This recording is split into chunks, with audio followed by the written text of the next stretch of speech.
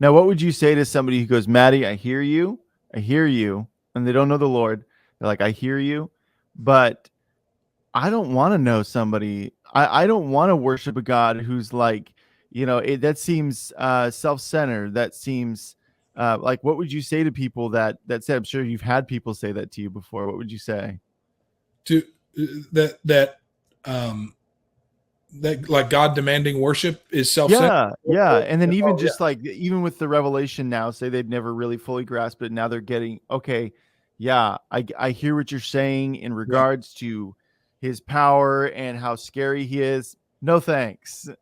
Well, I think the first thing I would say is you don't get to choose who God is. Mm-hmm.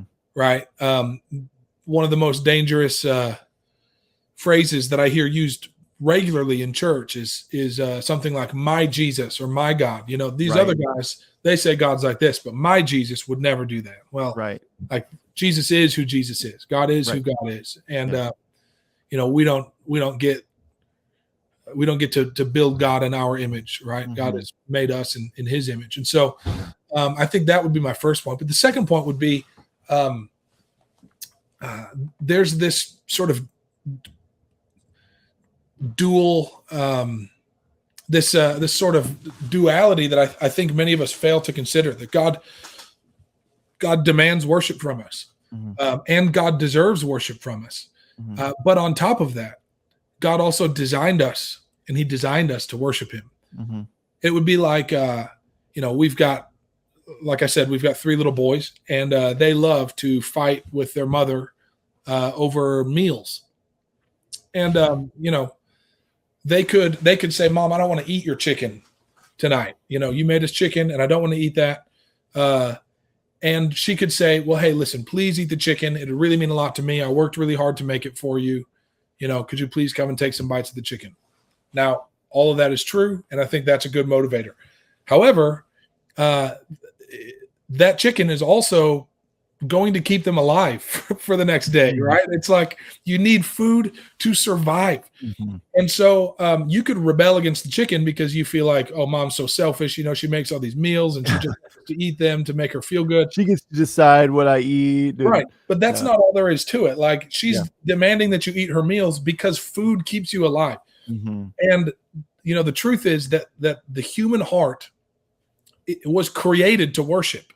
And if we try to withhold worship from God, we end up worshiping ourselves. We end up worshiping our government. We end up worshiping, celebrities or hobbies or other passions that we may have. We exalt other things and we give ourselves fully to those things. So, refusing to worship doesn't change the fact that you will bow before things. It just changes the things that you bow before. But the truth is that every human heart was designed to worship Yahweh God. Yeah, I think that's really and that you will never find any satisfaction apart from him.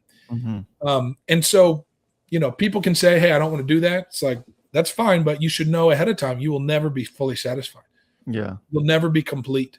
There is a piece of you that will always cry out to step into your highest and your first calling.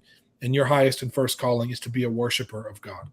Amen. Yeah, I never thought of it that way, actually.